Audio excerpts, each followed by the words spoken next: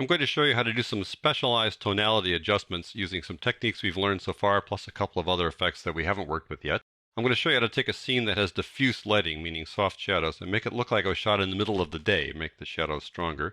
Also make it look like it was shot, let's say, during sunrise or sunset. I'm going to take that same diffuse scene and make it look even more diffuse, soften the shadows even more, and then kind of reverse that process to enhance the edges of objects in that scene. We're going to take a foggy scene, and instead of making it look foggier, we're going to try to separate the foreground from the background, make the foreground look darker without making the fog look darker. And finally, we're going to brighten the highlights in a woman's hair. To follow along with this, go to Working Files and go to Premiere Pro Projects and open up Specialized Tonality. We're going to work with these three clips here. We're going to start off with these two women on the bench and kind of work with that several times. This is a diffuse lighting scene. There aren't any hard shadows here. I want to make it look like it was shot in the middle of the day to make the shadows a little bit more dramatic. So I'm going to use the Luma Curve effect to do that.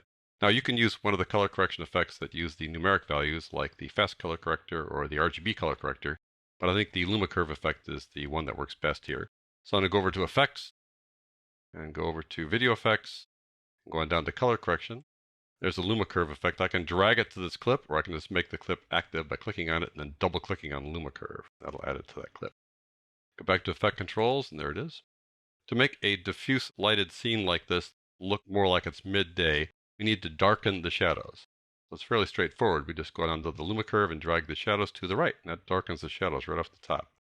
Show you the before and the after here. Turn it off. That's the before. This is the after.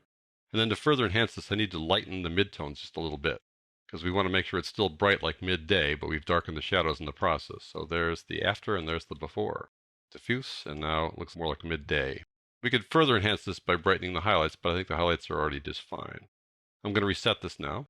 I want to change this so it looks more like a sunrise or a sunset, and when that happens, the shadows are not as sharp. The shadows are softer. So I want to lift up the shadows a little bit here. It'll soften things up a bit. Then I need to drop the midtones because it's darker at that time of day, just to bring them down so we still have that going on. And lift the highlights just a bit. Now we've already got some highlights here that are beyond 100. So I'm going to isolate the highlights a little bit by clicking over here, adding a few more points. Now bring those top highlights down a bit because they're kind of overly bright. But I'll lift up these other guys like so. Now it's going to look a little bit more like it's in the late afternoon or early morning. I'll do the after and the before. There's the after and there's the before. There's the after, before. Typically when you've got an evening or morning shot, you've got sort of a warmer feel to it. We haven't talked about the three-way color corrector yet, but I want to show you briefly how that works. So I'll close this down. I'm going to add the three-way color corrector to this. I'm going to go to Effects, just double-click on the three-way color corrector there. It's a fairly complicated effect, and we're going to talk about this later in the course, but I want to just give you a brief look at it now. If we want to further enhance this afternoon or morning shot, we want the highlights to be a little bit warmer. We want the sun, if we're thinking of it that way, which provides the highlights, to make that just a little bit warmer. So I go over here to the highlight wheel. You got highlights, midtones, and shadows. I drag this wheel toward the warm end there just by taking that circle and dragging it that way. And that's going to take the highlights and make them just a little bit warmer, a little bit toward orange. The same is true for midtones, but I don't want that to be quite as dramatic, so I pull it just a little ways there. And typically when you apply color like this in a three-way color corrector, you like to have one of these three wheels go in the other direction, the complementary color. So we're going to take the shadows and pull them toward blue to kind of further enhance this effect. I'll show you the before and the after. Here's the after. There's the before. So if you just watch carefully there, you'll see that just a little bit warmer, just a little bit more like the sun is going down. And we'll talk about the three-way color corrector later in the course. All right, I'm going to turn this off like so. We'll close it down. I want to take this diffuse scene and make it look even more diffuse. So I'm going to go back to the Luma Curve here and reset the Luma Curve by clicking on this little reset button. To make a diffuse scene look even more diffuse, I need to lighten the shadows. I need to lift the shadows like so, and then darken the midtones a little bit. It'll look like it even has softer shadows without having it get too bright. I turn that off. It's still diffuse, but the shadows are just a little bit lighter. Reset that. Now I want to do the opposite. I want to try to enhance the edges. This was shot with diffuse lighting, but I want to make it a little less diffuse. So in that case, I need to darken the midtones to do that. Pull that down.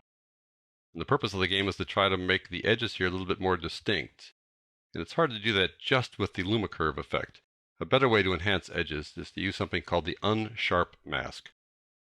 Close this down, but we'll keep it turned on. Get rid of the three-way color corrector just by deleting it. Let's go get the unsharp mask. Go to Effects. The unsharp mask is inside Blur and Sharpen. Let me just double click on the unsharp mask to add that and go back to Effect Controls. The unsharp mask kind of looks like it clips the whites and crushes the blacks, but it doesn't really do that. It just moves them, which is not necessarily a bad thing.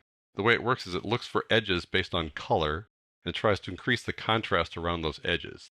I'm going to zoom in here by just changing the zoom value here from fit to, let's say, 100%. I'll slide it over to take a look at the shoulder there. I'll turn off unsharp mask for a moment. Turning it on adds a little bit of sharpness already, right like that. But we're going to enhance it by changing the radius. The radius is how far it looks when it's looking for differences in color. If I make the radius a little bit bigger, it should increase the contrast there just a little bit. And I'll do the before and the after. Here's the after, there's the before. See how it gets sharp like that? If you go too far, it gets a little noisy. Then I'll increase the threshold.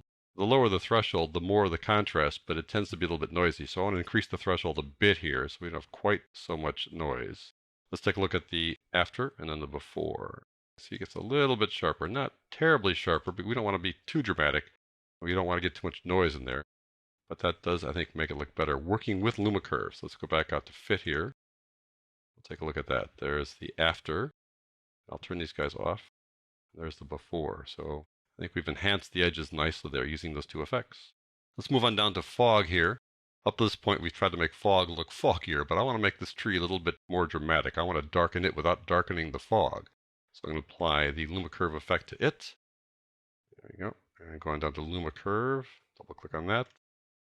And go back to Effect Controls. To make this dark area darker, I want to bring down the shadows, but I don't want to bring down everything else as well. So I'm going to kind of limit my shadow work down to right about there. Click on that a few times to add a few points. And now I'm going to take the shadow point down there and pull that to the right to darken the shadows, but darkening it only at that end there to make the trees just a little bit darker. I can pull this one down too as well, just a little bit. So we don't darken the fog. And if we want to make sure we don't darken the fog, we can add a point here, for example. Lift it up just a bit to make the fog just a little bit brighter. So I'll do the after here and then the before. So the before is kind of diffuse, and the after we get more drama here out of this tree. Finally, down the line here, we want to enhance the highlights here in this woman's hair. We do that again with the LumaCurve effect. So I go to Effects, apply the LumaCurve effect to her, go back to Effect Controls. We want to work only on the highlights. So I'm going to add a few points here, kind of hold things down like that. And I want to increase the highlights here so we get some more brightness in her hair there. So I'm going to lift this guy up like that a little bit and take this right about there. That should work. We're working only in the highlights here. We'll do the after here and the before. There's the after. There's the before. The before is kind of uniform color, and the after gives a little more drama to the highlights there. So not only can you use the tonality color correction effects to work on the shadows and the highlights and the contrast, you can also use them to enhance the look and feel of your video clips.